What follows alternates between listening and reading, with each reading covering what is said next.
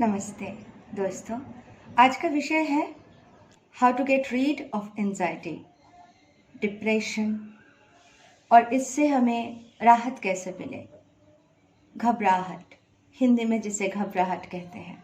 अक्सर एंजाइटी के जो सिम्टम्स होते हैं फिजिकली, जैसे अचानक से हार्ट बीट बढ़ जाना, हार्ट बीट ऐसा इतना तेज़ी से बढ़ जाए जैसे लगे कि दिल जो है ना निकल के बाहर आ रहे हो। इतना टेंशन जैसे फीलिंग होती है, इतना हार्ट बीट बढ़ जाना, पैल्पिटेशन, जैसे बहुत स्वेटिंग, किसी किसी को बहुत पसीना आने लगते हैं और शेक होते हैं, हाथ पैर शेक होने लगते हैं।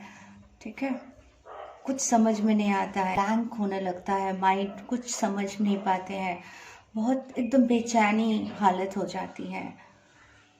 तो एक फिजिकली सिम्टम्स होते हैं, एक साइकोलॉजिकली सिम्टम्स होते हैं।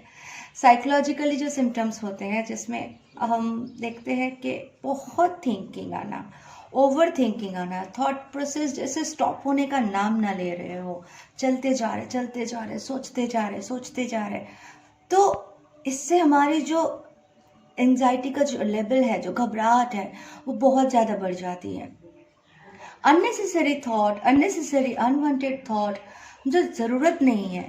जैसे सपोज कोई अपना बाहर गए हैं और वो फ़ोन नहीं उठा रहे, स्विच ऑफ आ रहे हैं, आने में टाइम लग रहा है, अचानक से बहुत सारे दुश्चिंताएं, बहुत सारे दर्द, तकलीफ, टेंशन, बहुत सारे दुश्चिंताएं आने लगते हैं। ऐसा लगता है कुछ हो तो नहीं गया, कहीं बुरा तो नहीं हुआ, और फिर वो टाइम के साथ साथ कन्वर्ट होते हैं, घबराहट में बढ़ने लगते हैं। नॉर्मली पुराने कुछ पेनफुल सिचुएशन जिसको हम बार बार दोहराते हैं, सोचते हैं दिमाग में, तो वो जो इवेंट हमारे साथ कभी हुआ था, उस इवेंट को लेके हम इतने बेचैन, इतने चिंतित और इतने ओवर थिंकिंग करते हैं, आसानी से एंजाइटी का शिकार हम हो जाते हैं।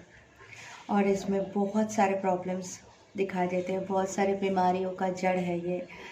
इसी से तो ओवर थिंकिंग को हमें कम करना है। अगर मेडिटेशन को हम अपनाते हैं, तकलीफ़ों से, बेचैनी, ये सारी चीज़ों से राहत पा सकते हैं। एंजाइटी, डिप्रेशन, ये सारी चीज़ें तभी होते हैं जब हम ओवर थिंकिंग में रहते हैं, परेशान रहते हैं, टेंशन्स और बढ़ने लगते हैं। लेकिन इसको पावरफुल बनाने के लिए हमें अपने ज़िंदगी में मेडिटेशन को इंक्लूड करना है। मेडिटेशन को इंक्लूड करने से हमारा धीरे धीरे, एक दिन में नहीं होंगे, धीरे धीरे स्टेट ऑफ माइंड जो है शांत होने लगेंगे।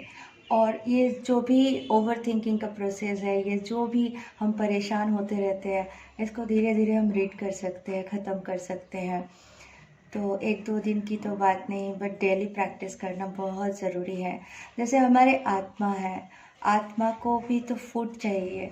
डेली लाइफ में हम जैसे हमारे शरीर को क्लीन करते हैं, वैसे हमारे आत्मा को भी क्लीन करना बहुत ज़रूरी है। जैसे आत्मा को अगर हम क्लीन ना करें तो इसमें लेयर्स जम सकते हैं, गंदगी जमा हो सकती है, और उसे गुड फूड देने का, यानी गुड हेल्थ देने का, आत्मा को गुड हेल्थ देने का सबसे आसान और सबसे बेस्ट तरीका है मेडिटेशन। तो ध्यान, फोकस, ये करना बहुत ज़रूरी है।